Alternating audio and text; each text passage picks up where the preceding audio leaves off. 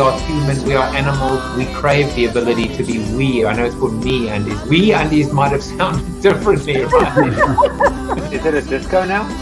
Yeah, it's the after party, so it's now we go with the flash. My goal in life is to be a laptop sticker.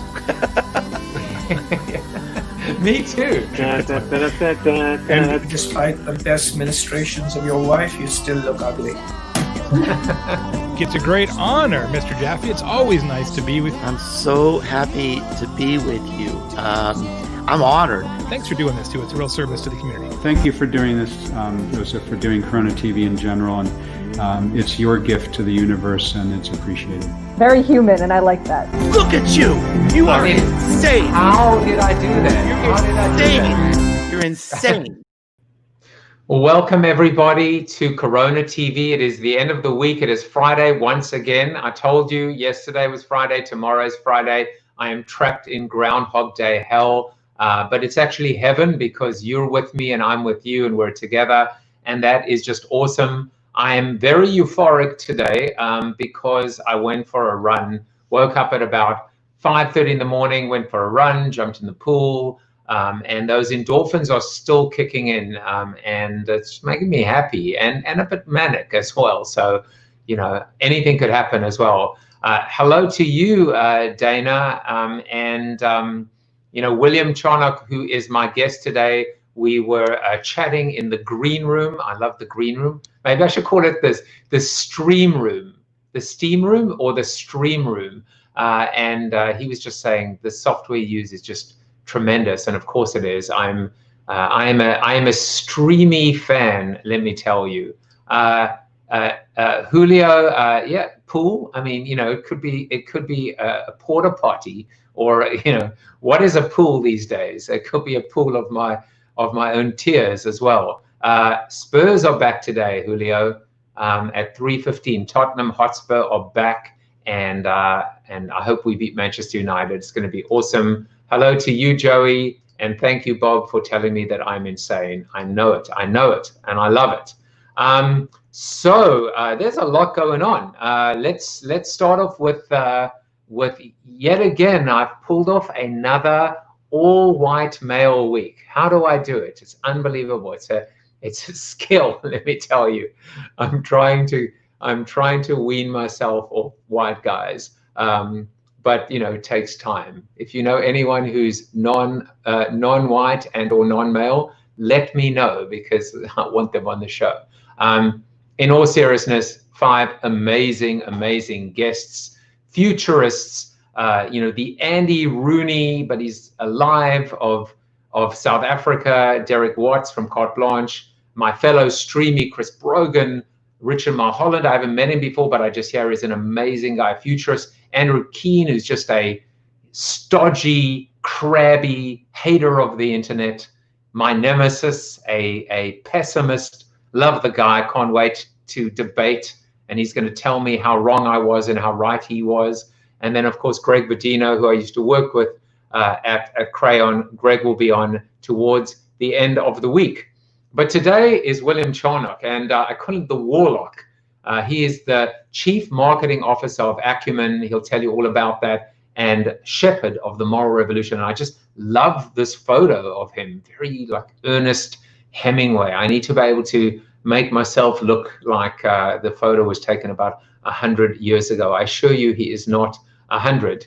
I want to thank you as always. You've done this throughout the week, last week, for being engaged, for watching, for liking, for sharing, for commenting, and for helping, you know, not just grow the show, but take this message and the show and this content and all these wonderful guests to people that might not have known about the show or discovered it themselves.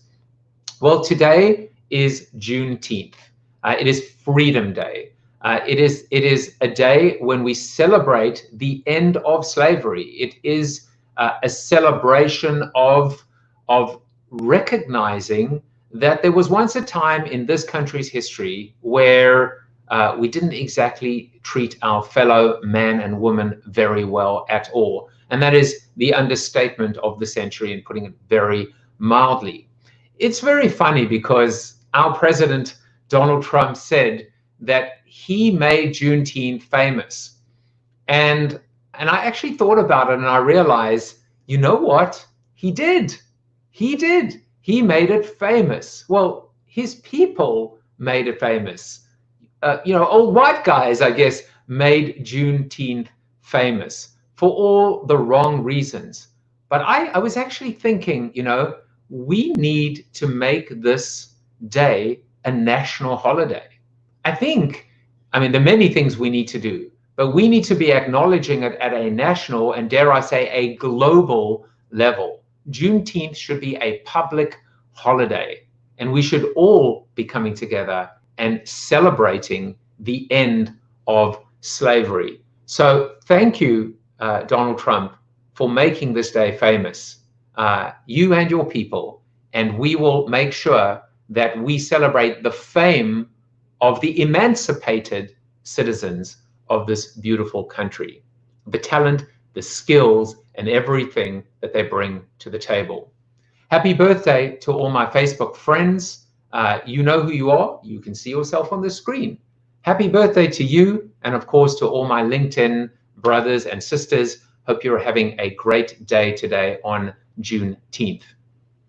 And now we come to the seated soliloquy. Try and say that one 3 times fast, which I should be able to do because I've been doing one every single day for, I don't know, 2 weeks. I don't know how I've been able to keep it up. But today's seated soliloquy is about something that actually inspired me from my run this morning. Well, as I told you, I went for a run this morning, actually a 4-mile run. And as an aside, there really is nothing quite like getting outside and doing exercise so early in the day, 6:30. It was 67 degrees, and really the conditions were perfect. As I tend to do in my runs, I listen to interviews with Howard Stern, the king of all media, at the top of my list. And when I exhaust Howard, I'll switch to like Tim Ferriss or the Beancast or a host of others based on a specific episode, a guest, or a subject. As another aside, Howard Stern truly is the greatest interviewer in the world.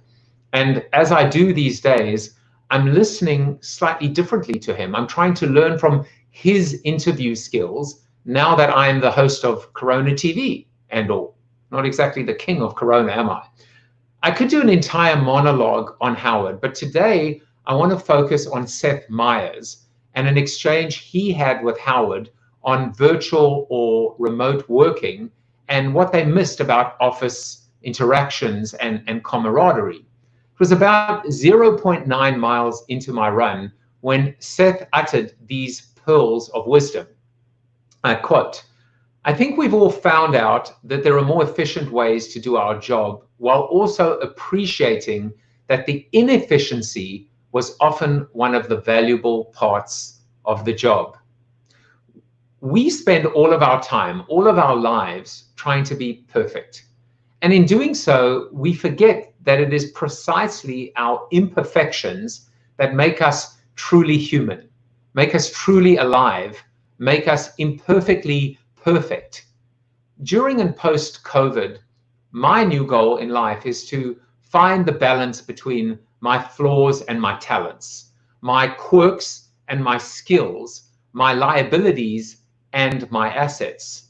Whether it's bringing a new product or a startup to the market, delivering an important pitch, teaching a class, or hosting a web show, my job, your job, our craft, our mission is to find that moment in which these two wonderful worlds collide and really, really celebrate it. And also to go on more runs at 6:30 in the morning." And now we come to Ernest Hemingway himself, or the Ernest Hemingway of our generation. William Charnock is the shepherd of the moral revolution. To quote his LinkedIn bio, and as only he could tell it, "In my past, I've changed how we think about and create advertising, how we think about technology and brands, how we think about death and multi-generational communications. Now I'm thinking about how we change the way the world tackles poverty. Actually, why am I telling you this? I suppose he should tell you himself. So let's bring him on. Mr. William Charnock, welcome to the show. Thank you, Joseph, and thank you for having me. I loved how all your guests previously thank you for this, and I've been tuning in quite a lot, and I like it too. It's been fantastic. I'm just correct my... Yeah, you did it without me having to correct you. I am imperfectly perfect. Yeah, exactly. Well said. I was starting to like get hives, like seeing, you know, is that a Hemingway look, the kind of the, I don't know. The off camera. Yes, no, it definitely is. You know, I got to say, like, what's amazing about this moment is that a global pandemic brought us together, as it has with so many people in your life, in my life. It's kind of like, it's a bit of a silver lining, you know, teaching us to, or just giving us this gift of connection again. Yeah, our paths have crossed a number of times, and it has been sort of at times of change, transition. I feel like we touched base in the sort of digital web era. I feel like we touched base at different times, and this certainly is. I mean, it's the perfect time to reconnect, and it's the perfect time to sort of throw all these ideas up in the air and see where we land. And I can't think of anyone better to do it with than you. Bringing and the thing is, it's not like work, right? When we're in this work mode, it's cordial. It's you know, even when you write emails to people, it'd be like, hope all is well. Like, you may as well just say nothing. You know what I mean? And now it's like, hope you're safe. Like, we still give that little bit of that salutation, that lip service, but this is real. I mean, the other day you were on Zoom, and it's, you know, there's nothing better than when someone out of nowhere just comments, and you'd be like, I mean, I remember Richard Bonner Davies. Out of nowhere, he was like one of my first bosses, and Faith James and Garda and like all these Ogilvy people, and it's just been amazing. No, and it's amazing to think back how this time has reconnected us with so many people. I mean, not only are we all isolated in our individual little spaces, but similarly, we've all become so dependent on the Zooms, the cocktail hours, the reconnection with people. And I think, again, the technology has allowed us to stay connected in a way that we wouldn't if we stayed in our physical world. And so I've had the same experience. I've been connecting with people I haven't spoken to for years. We've had cocktails, or we've had a conversation, and we've really got into what is this moment we're in, what have we learned in the past few years, what's so wrong and broken about how we got here, and how do we rebuild from there. And look, I don't know where to start on the journey you described at the beginning. It's like my path from advertising technology has been a long and winding one, but it's sort of at a place now where it's as interesting as I think it's ever been. And I think we're all coming to face some realities that we perhaps in the past have never had to face before, or we've denied that they were problems. I'm going to, bit weird. So I've got all sorts of different sides to what I'm doing at the moment, but at the beginning of this year, I actually wrote a card reading, a projection of the year. And it was done on January the 3rd. So I had no idea what this year was going to be like, but well, hold on. I have to slow you down slightly, because you are revealing too much too soon. But one of the key things was, I think, one of the great observations was that the year was going to be disrupted, and we were so ready for a disruption to make us rethink everything. And I hadn't quite worked out that was what it was going to actually be, but I do. All right. Well, okay. So I tell you what, you have disrupted my show, Okay. And I love you for doing that. So what we're going to have to do is, when you say the word card, now we have to, so we'll work backwards to advertising, because anyway, advertising is regressing. We're devolving. Madison Avenue is more like, I don't know, more like Walking Dead Avenue. But when you say cards, what do you mean? Oh my God, this is like you're asking me to tell my life story in 2 seconds. So let me. Well, I'll tell your life story. So there's an advertising side, where, as Carla Johnson, who's I always acknowledge previous guests when they come back. She said you had me at AS 400 with this episode. So you used to hawk AS 400s and RS 6000s for a living, and mainframes and whatever the hell, PC servers. And today with Acumen, you're actually doing good and helping rectify a lot of the wrongs and inequalities. But in the middle, there's this amazing side to you, which is what's going on in my background as well. And it's, you should talk about that, and then you should talk about your reading, because the reading truly was prophetic. So starting from the end and working backwards. So due to a whole collection of Fate says time. Oh my God. Like, this is exactly why I love doing these things. I told you. There was a whole path of different stories that got me to where I am now. The biggest part is I created, as part of my work, I created a set of behavioral archetypes. I had been using Carl Jung's 12 archetypes in most of my strategy work. And a lot of my work with clients was, I got very bored with storytelling. Storytelling was a big part of my advertising world. And what I realized, that the story, the perception of a brand, was only part of the story. There was a bigger part of it. I was doing a lot of work with clients about how to turn their stories into actions and behaviors. And I realized that Carl Jung's 12 archetypes were really narratives. They weren't actually behaviorally driven. And so I went on a bizarre exploration. I realized that human behavior had been studied for thousands and thousands of years. So I studied every single source of human behavior, from Hippocrates, from and the humors, from Aristotle, from psychology, Jung, Freud, California Psychology Institute. And I tried to map out what were the commonalities across that. And I essentially, long story short, I ended up with a framework for human behavior that had 6 core motivations. And I created a deck of cards that was 36 behavioral archetypes that I used with clients. And then we used them to help them identify not just the narrative, but the behavior.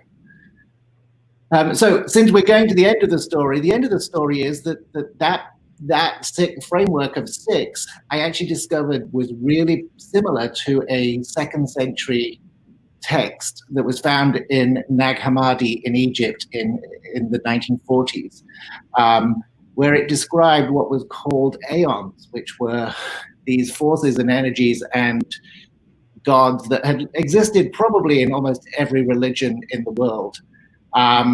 These were sort of 2nd century texts that described the origin of the universe, but it was so parallel to the framework that I had devised that I actually got really into this thing that is called Aeonology.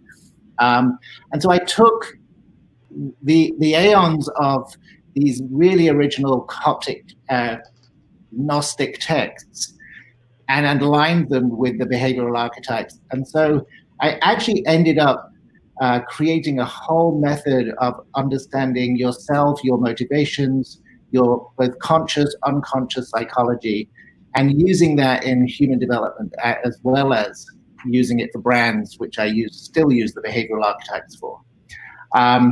It's taken me into a bizarre place that one of the things to your opening monologue, one of the things that's really interesting is these forces and energies come in pairs. They're not really opposites like imperfect and perfect, but what they believe is these things come together. They are. It's called syzygies. They're yoked together. So you can't have one without the other, and yet they're complementary. If you find balance when the two come together, and so as we all sort of search for balance, for meaning, I found these really powerful in helping people think through what they want in their life and the things that they think they are able to do. I use them sometimes as a reflection. I use them sometimes to help people kick themselves out of their existing way of thinking about what's going on around them, kick themselves out of their sort of habits of thought. And by prompting them with these different aeons, these different things, and ask them to think about their problem from that perspective, it often opens doors to all sorts of interesting opportunities, ideas that they hadn't even thought about. And to bring this back, I mean, it actually goes a long way into my whole philosophy on creativity, that we are far too rational, we're too reasoned in our creativity these days. We tend to dismiss huge parts of the human mind for our creative work.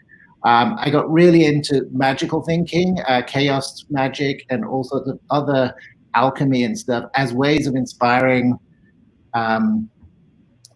new creative ideas that were intuitive rather than logical. They were ideas of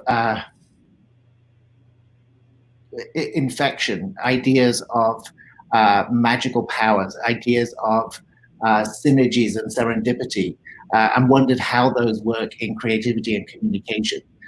So getting away from the logical mind and into a sort of the other aspects of the mind that we tend to ignore in the creative world. Sorry, that's a lot of stuff right there. How you like them apples? Let me tell you, that's not what you expected. I did call him the Warlock. So William, the reason why I jumped all the way forward, because we could talk about advertising, and we could talk about trust, and we could talk about holding companies, and we could talk about poverty, which maybe we'll get back to, and we could talk about RGA and Bob Greenberg. But when you mentioned earlier that you did a reading using the cards, which turned out to be scarily accurate, I wonder if you could maybe read us an excerpt from that reading, because I think it needs to be read. I will. Let me tell you a little bit, though, before I do that, before you do think I'm crazy. One of the things I think the cards are fantastic for is what they do is they force us to, the way I use them is that it forces us to think about a problem from a perspective that perhaps we haven't come at the problem from that perspective before. So the cards are really just a random collection of cards. And I think the fact that they come from these ancient ideas that really link with psychology, Carl Jung used some of these frameworks for his thinking. They link back to Kabbalah, they link back to alchemy, they link back to all sorts of other things. They have this heritage over thousands of years. The reason I think they work is they force us to think about the problem from different perspectives. And that, in some ways, opens a door or triggers us to think about things that perhaps on our normal everyday thinking we wouldn't come to. We tend to be sort of hypnotized and narrowed down in our thinking in our day-to-day. And I think one of the things, by prompting outside perspectives or prompting different perspectives on the problem, they allow us to sort of intuit and open doors that perhaps we've closed in our minds. So I do these readings to help provoke people to think about things that they may not be thinking about. and I use the cards to prompt.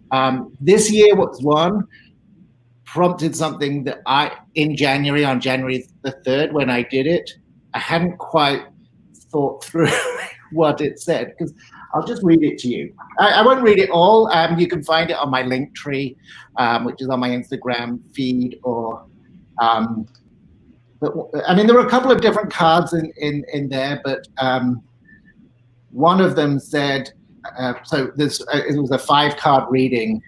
The first one was sort of about there is an imbalance in the world, and its imbalance is there. The imbalance is there, but we have to pay attention to it. We've been ignoring it for a long time, and it's our job to rectify it. It's no good hoping it will all work out or fooling ourselves that this imbalance isn't going to be as bad as we think. This card is telling us it's going to take a collective effort to make sure that this imbalance is overcome and corrected. It might mean a shift in course, an intervention, an active revolution, or subordination. There's a bit more there, but it goes on. Then there was another card, which is a card of power, but it was reversed.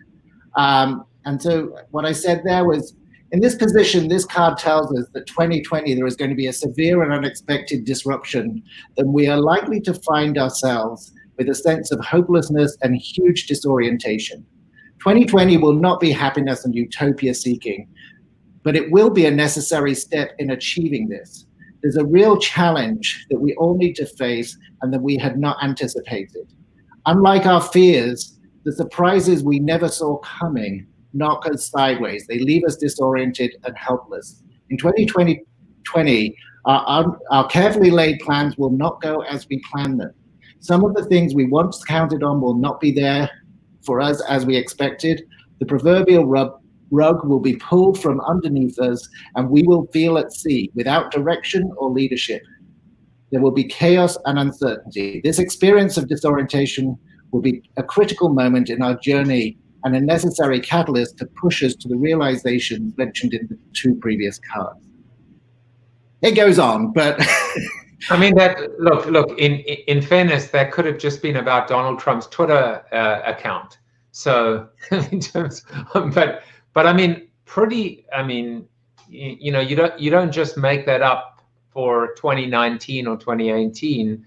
That's pretty it's pretty eye-opening. And I guess I have one question, which is, when you write this and when you put this out, what goes through your mind in terms of thinking, gee, I wonder how accurate this is, or what people might react, and now when you look back, I mean, it seems like, did you understand the power? Did you understand the prophetic vision coming out at the time?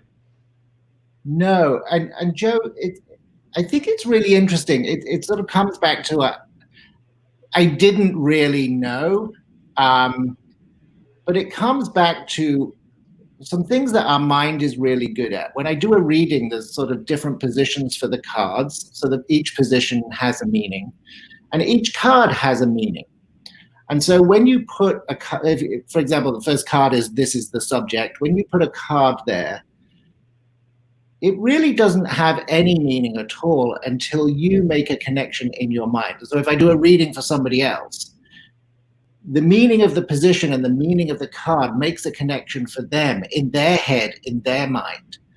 And sometimes that taps into sort of intuitive issues, not necessarily rational and reasonable ones. And so when I put the card down there, what my mind automatically does, I don't actively do this, it constructs a story. It constructs a narrative around what that could be talking about. And I think in doing that, it sometimes pulls from places that we don't, inside us, that we don't really fully know or understand. When you look at how much information we actually process versus what we take in. And I think there's loads of evidence across psychology that there are so many things. So when I write it based on just creating the narrative, creating a story that makes these things fit together. And when I do this for an individual, or for me individually, people often bring amazing observations themselves to this reading. I don't do anything. I just tell them what the cards mean in the different places and how to come into the problem, but it unravels sometimes things they've never talked about. I've had people crying when we do these readings. I've had people feeling like it's really insightful and I've brought some new knowledge to them. And I did nothing. All I did was I put some things in place so they could access and open a door to something they were already thinking about or had some sort of sense of, and bring it to the fore. Well, look, I know that in my little pea brain right now, all I'm thinking is, will Tottenham Hotspur ever win silverware in my lifetime? Meaningful silverware. What will ever become of Corona TV? But I realize, of course, this is not fortune telling. This is about connections and about thinking differently and about being able to uncover sometimes truths that are self-evident and are staring at us in the face, but we were too blind to see them. So I am open-minded. I am a little bit of a risk taker, and I'm wondering if you might do some kind of a reading, a live reading on Corona TV. I don't know. I don't even know what to ask. For me, for us, don't ask anything. Let's just do a reading, because I think I've been doing these online. The readings are normally better when they're personal, one-on-one and private, because obviously when you make connections, sometimes the public nature of it changes it. But since you live online, I don't think you're one of those people who hold back on. I'm going to do this quickly because obviously I want to spend time. I want to come back to some other stuff as well.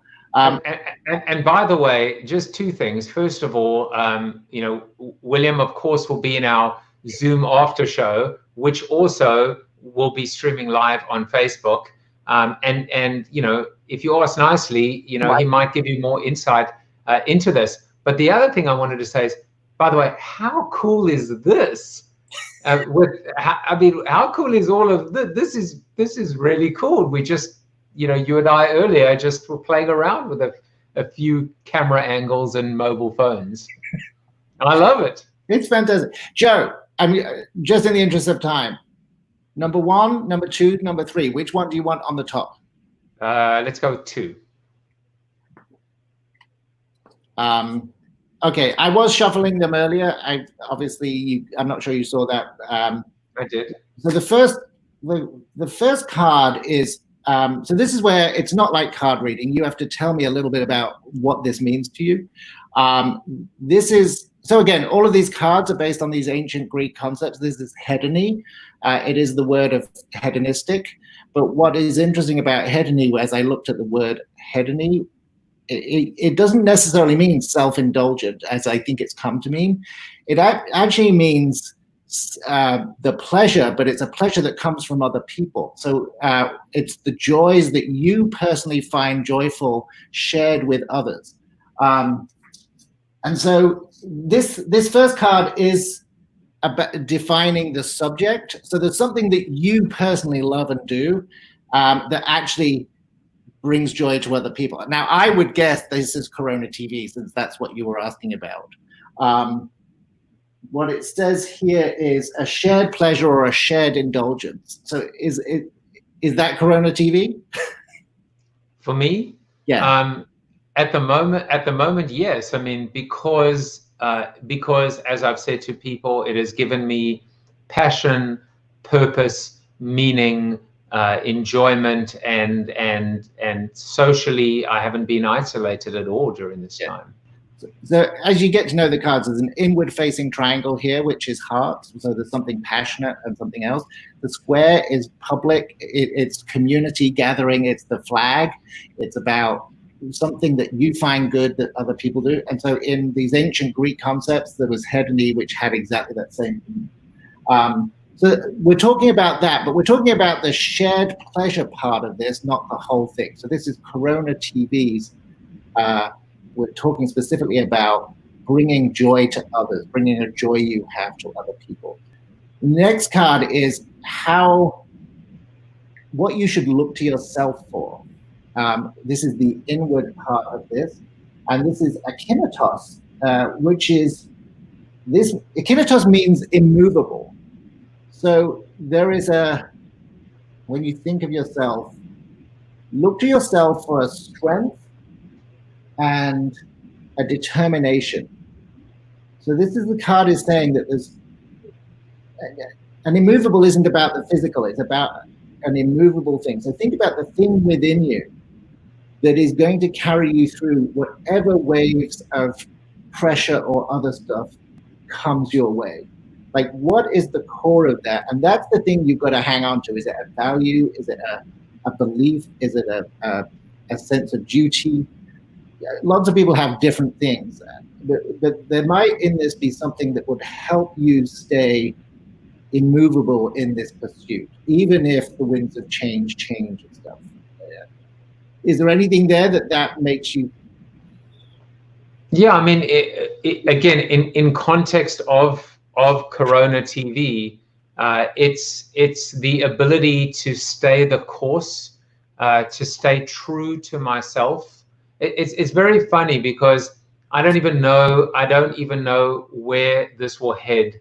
But I've basically said, even in the last week or two, that my definition of success right now, for not just for me but for others, is love what you do, stay the course, and be true to yourself. Well, so the second one is that idea of be true to yourself. So that honesty, that just to what's it, to thine eyes be true.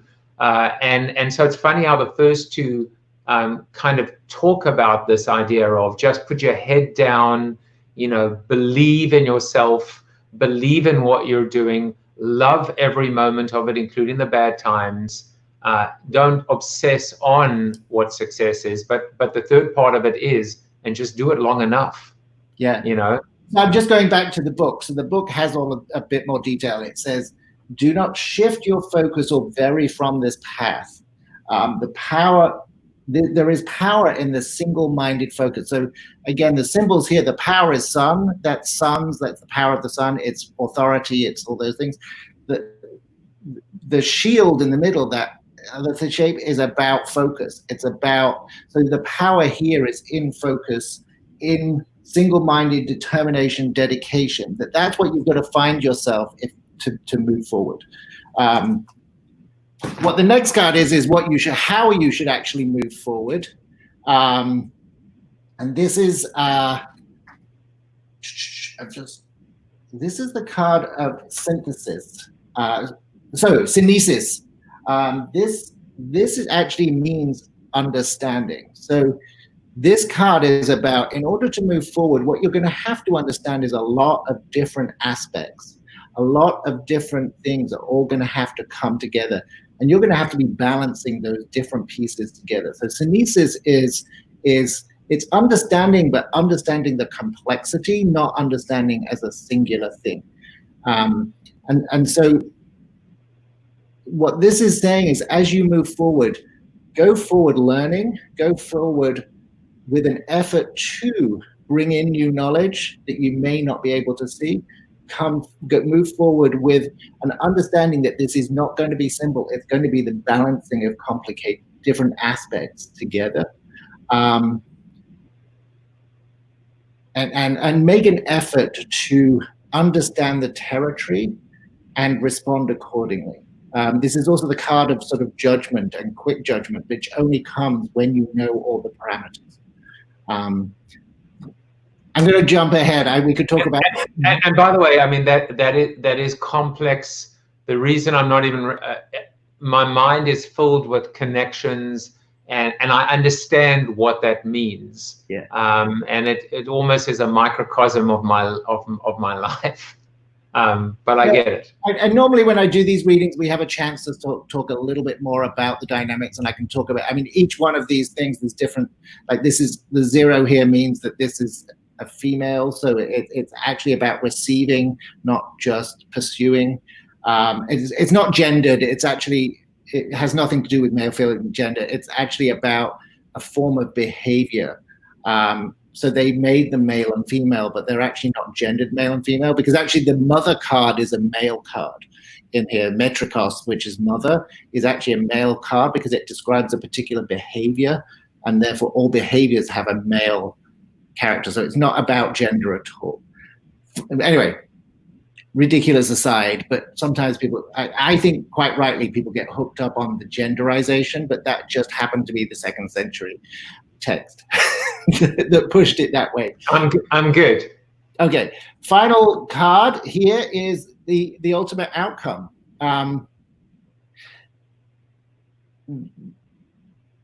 Is it not good? I'm just pausing so that you just are on the front of your seat. I'm not doing anything other than that. No, this is agape. This is love. This is the card of love. Now, agape. I almost fell off my seat there. I was like, what the hell? No, but it's interesting. In these early texts, they have many, many words for love. This is the love of loves. This is the highest order love, and it's actually partnered with the mother, and this is the ultimate outcome here is that passion that will come from you. So if you get this right, you will be rewarded not with power, wealth, or any of those things. You'll be rewarded with love. Well, you might get power and wealth, but that's not what matters. No, I'm kidding. Carry on. I'm intrigued. What you're rewarded with agape is, and you know what? It's interesting because of the pairings of these cards. You have mother is the pair of agape, and it's the care and nurturing that a mother brings to that. But the reward for her is this deep connection, this deep love and this satisfaction and this ownership. And so it's that aspect of love that this card actually refers to. It's not the sort of romantic love. This is a deep love that you will be rewarded with from the nurturing and the growing and the building of CoronaTV. This means it will be successful, but I don't know what that success will be measured by. But it might be measured more by your response to it than anything else. I'll tell you. I mean, in fairness, I will respond. First of all, my mom is watching right now, so there's that. But I think one of the I've been very, and you've been watching. I've tried to be very honest, very transparent, and not have any pretense or any opacity. And I've said how I've changed, and I can feel it. I can feel the change, and I'm determined to make sure that I don't go back to any bad habits or old ways. And if I can influence in any way people around me, and so that love of loves for me is going back to that idea of love what you do, be true to yourself, and do it for long enough. And good things will come. And what is good thing? Because what have we learned during this global pandemic? That all the amount of money in the world cannot buy life and cannot buy health. And the ability, I mean, look at what you do for a living. If we cannot, no, but it's like, I'm trying to be a good host now. Forget about me. Let's talk about you, William. But I mean, it's this idea, like, people have got to like stand up and step up and do their part to make a difference in this world and in their lives. Otherwise, where is the meaning? Where is the meaning at all? And so, this love of loves, I can tell you, I can tell people that are watching that I will listen to people. I will take their advice. I will hear what they have to say. But I know what I'm doing. I mean, I know what I'm trying to do. I definitely don't know what I'm doing, but I know what I'm trying to do. And I know that nothing will sway me or take me off course. And I know that whatever that outcome looks like, I'm going to be having a lot of fun, and I hope doing a lot of good. Yeah. And from there, it won't just be wealth, what is wealth to me, but to first and foremost, my family, and then my community, my friends, etc. So I love that outcome, because I think that is exactly right. Yeah, and I think what's interesting here is you've got the where you are now, where you want to be. You've got the what you look for inwardly and what you would look for outwardly.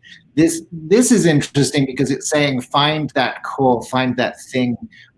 And again, with these two here, it's like find that thing that is the core that you can stay to that will generate this love, but also go forward understanding that you don't know it all yet. There's lots out there still to be revealed to you. And if you stick to that love, that creation of love, that love of love for yourself and for others, that should be your guide. And coming back to the work on that I'm doing now at Acumen,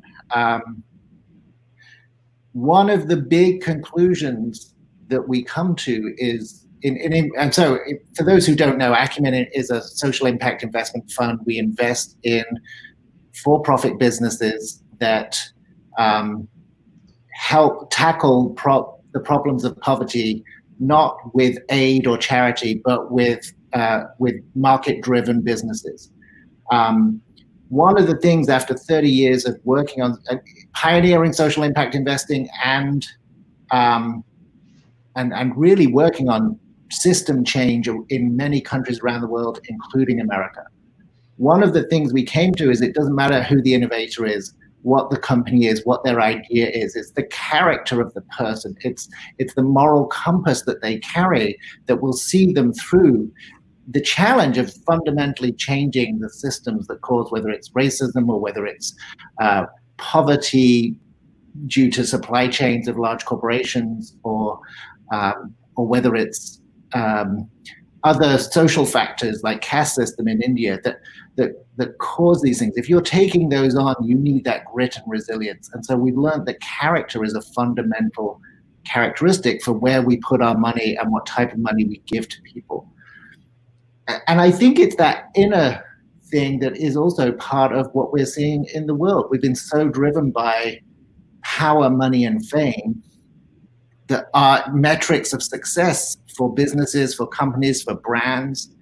And so I've been working for the last year, and we haven't got time to do this in justice, but with Jacqueline, who after 30 years of doing this, wrote a book this year called Manifesto for a Moral Revolution, which really posits this as the fundamental operating system shift that we need to make, that we need to, whatever revolution is happening at the top of our systems, there is a fundamental shift in terms of our moral compass that we have to make. That power, money, and fame can no longer be how we define success, and we have to put the well-being of fellow humans and other people, their joy, their love, as well as the earth at the core of our business models. And we have to do that not just in the social impact space, but broadly in corporations.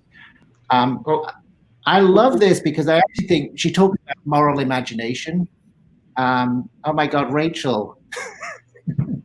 I'm taking Rachel's comment to actually interrupt you for a second, and I'll tell you why. Because I mean, when I what did I say in my introduction to you when I wrote even the title for this episode? I said it was you who made me think. Don't move the cards away. I saw you moving the cards away. Put them back because you'll see why in a second. So I was going to say you're so smart, and I see it in a way. So this is what I wanted to show, is that in many respects. By the way, why am I even doing this, William? I'm doing this because you're going to have to come back, or more importantly, maybe I would love to have Jacqueline back if it's possible, and talk about this book. It's too important just to, be able to like spit out at the end. But what I do want to do is I want to focus on my reading. I'm just joking. But I actually, this is the connection that I made, which is actually not dissimilar to your connection. So first of all, I think the idea of the passion from the hedony, right, from the beginning to the love of loves, my takeaway from that was the idea of being able to amplify, take whatever is in my heart or whatever I believe and be able to bring it to a broader group. And that is exactly on point.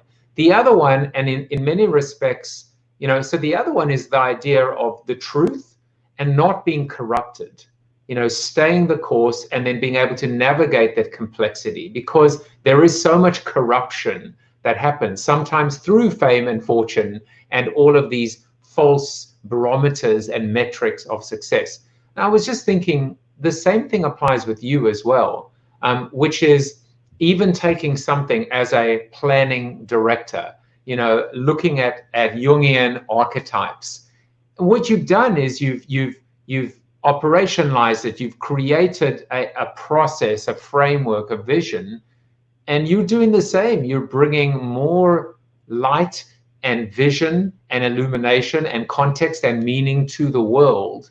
And of course, through a book and through productizing, you have that ability too. So we're kind of on very, I think, weirdly parallel paths or tracks. I actually posted today, there was a New York Times article, which really was showing the disparity of wealth between white and black in America. Graham is the co-designer of the cards. So the Knockwood is William Charnock and Graham Wood. Graham designed these beautiful cards. No, I get it. I thought that was like a Ouija board or something like that. Charnock and Graham Wood is the Knockwood cards. He is an amazing, talented designer, and I've worked with. Anyway, that would explain why he said what.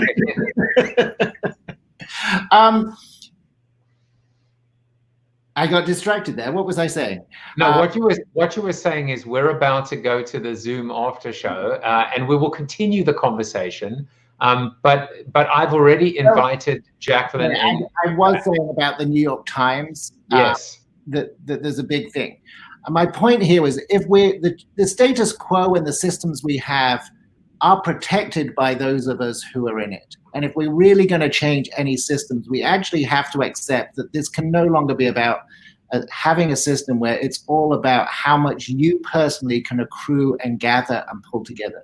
We're going to have to actually get to a place where we actually focus on giving more than we receive. And I think, Joe, as you talk about CoronaTV, I think the love of loves is that if we can just focus on leaving this world by having given more than we have taken, and given more so that everyone can benefit, not just us individually can benefit, then that for me is the connection between your reading, my work on poverty, Jacqueline's moral revolution, that it's actually about, can we just stop taking, and can we actually start thinking collectively about our futures? And Joe, for your show, it's like you are giving so much, and those who support you and want that sort of giving should accompany you on that journey. I'm happy to. I enjoy our chats, but it's that accompaniment of you, your passion, your mission, that you need to build that love and create that a community that will come with you on it. Well, I'll tell you something. I love this conversation, and I love you, William Charnock, and and I love the Zoom after show.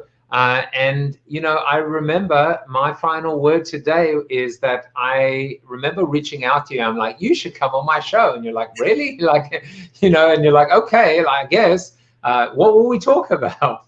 I don't normally do these streamy things. I'm more, I've always been a practitioner, not a philosopher, although I've got well into philosophy, obviously, right now. But again, it's about the practice. The cards are there only because they're a tool to help us actually do this work, not actually talk about it. I'm happy to talk about it, but as long as we also do the work. It's always been my take. Yeah, I mean, the work is important. And let me tell you, I thank you, appreciate you. Let's continue that in the Zoom after show. The Zoom room is open. William, thank you so much for coming in. I didn't talk about anything I thought I was going to talk about, but never mind. That pretty much describes a day in the life of Corona TV. That's why there are no more show notes. We'll see you later. I'll join you in the room. All right. Bye, everyone. Have a great weekend. Wow. I mean, was that what you expected? Hopefully it was that and more. Come and join us in the Zoom after show and let's continue. Take care, everyone, and see you back on Monday. Bye-bye.